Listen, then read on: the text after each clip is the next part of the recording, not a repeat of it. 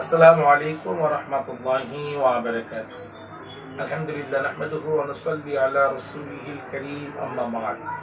আউযু বিল্লাহি মিনাশ শাইতানির রাজীম। বিসমিল্লাহির রহমানির রহিম। দেশ এবং প্রবাস থেকে অনলাইনে প্রযুক্তির মাধ্যমে যারা আমাদের এই ভিডিওটি দেখবেন, সকল ভাই ও বোনদের প্রতি রইল আন্তরিক মোবারকবাদ ও কৃতজ্ঞতা। সম্মানিত প্রিয় ভাই ও বোনেরা, আজকে আমরা যে জরুরি বিষয়ে কথা বলবো, যেটি আমাদের জানা অত্যন্ত কর্তব্য এবং দায়িত্ব আমি মনে করছি। আসুন, আমাদের মুসলিম উম্মাহ ঈদুল আজহার কোরবানি দিন অতি নিকটেই।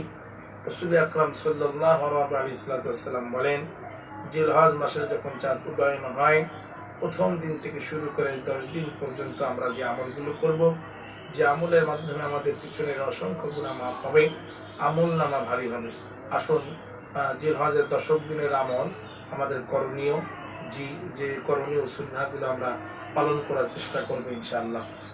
প্রথম নাম্বার হলো এই দিনে প্রথম নাম্বার হলো এই 10 দিনে নখ ও চুল না কাটা। আমরা যা করবো জিলকদের শেষ একদিন থেকে সবকিছু যেটি মঞ্চনীয় কেটে নিব।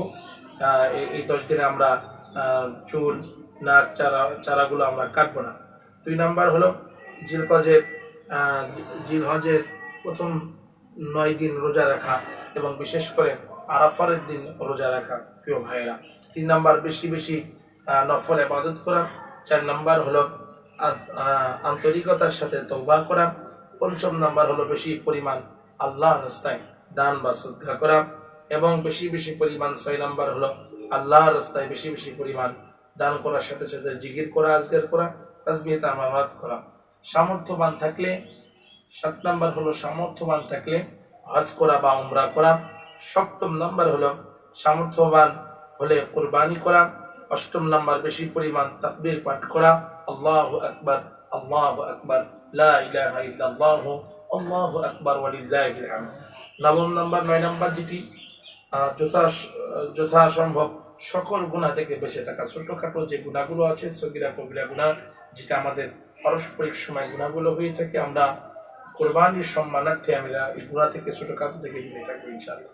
এবং বেশি পরিমাণ 10 নাম্বার বেশি পরিমাণ সদকা করা, জিকির করা এবং বেশি বেশি পরিমাণ আল্লাহর ভয় রাখা, কোরবানি কবুল হওয়ার জন্য হাজারি করা। আল্লাহ আমাদের 10 দিনে 10টি গুণান্বিত করে আমাদের কোরবানিগুলোকে কবুল করুন। ভালো থাকুন, সুস্থ থাকুন। আসসালামু আলাইকুম ওয়া রাহমাতুল্লাহি ওয়া বারাকাতুহু।